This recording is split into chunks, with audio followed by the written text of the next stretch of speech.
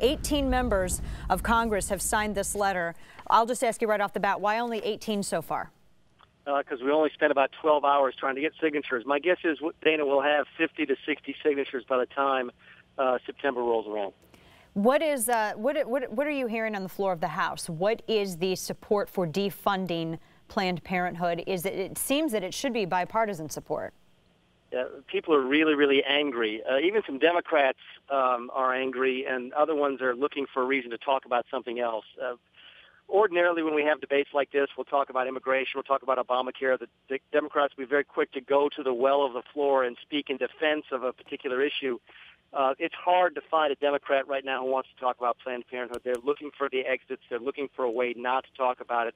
It's one of the reasons I'm cautiously optimistic we might actually be able to defund this program, because it's so difficult, and rightly so difficult right now for the Democrats to defend Planned Parenthood. Do you think that it is correct, the way that the media is characterizing what could possibly be a media shutdown, they say, over Planned Parenthood?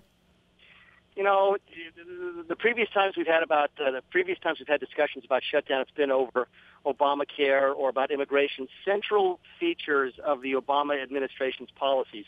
Planned Parenthood is not even a government agency. It's not a center plank of the Democrat policy. It's not the same thing as Obamacare or immigration, and defending Planned Parenthood is not the same as defending Obamacare or immigration. So my hope is, and my guess is, that this will be different this time, and the Democrats will not be able to force a government shutdown over this, simply because that would require them to defend Planned Parenthood, and they cannot do that right now. If they are able to somehow outmaneuver, because we've seen this happen to the leaders in the Senate, we've seen this happen with Senate Republicans, if they are somehow able to outmaneuver Republicans on messaging on this, are House Republicans willing to hold the line and stand their ground and have a government shutdown over this issue? The assumption is, if we get out-messaged, my guess is that we will get out-messaged, because we always get out-messaged. Our leadership, especially in the Senate, is particularly poor on messaging. But if we cannot find a way to fund the government without selling baby parts, then we shouldn't be in this business at all. We shall quit and go home. So I do think we figure out a way to fund the government without doing this. But if your question is a straightforward question, am I willing to shut the government down over selling dead baby parts? The answer is yes. If not over infanticide, what else is there?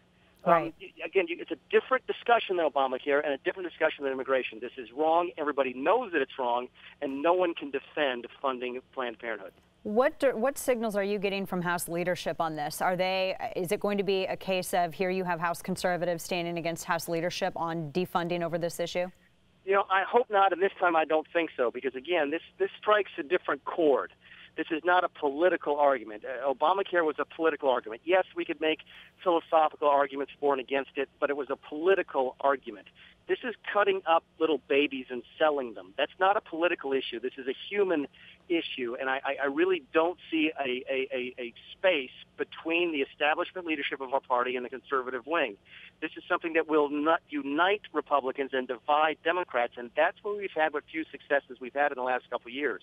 And I really do think that Republicans will rally to it. I hope so. And this issue has opened up an even wider discussion of where people's tax dollars go. I mean, if we're successful and if we're able to see Planned Parenthood defunded, then it becomes an issue. And I hope, and I'm curious as to whether or not House Republicans will take this up, perhaps in separate legislation, making sure that Americans are not held hostage to subsidizing groups that stand in diametric opposition to the beliefs that they hold. Is that something that you would be willing to take up, or is that in the works?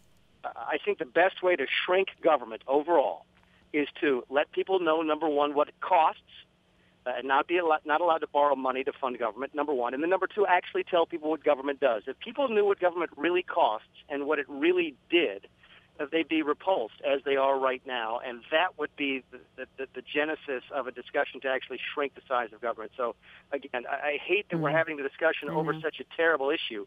But in the long run, maybe this is healthy for the democracy, because it really will focus people's attention on where their money is going.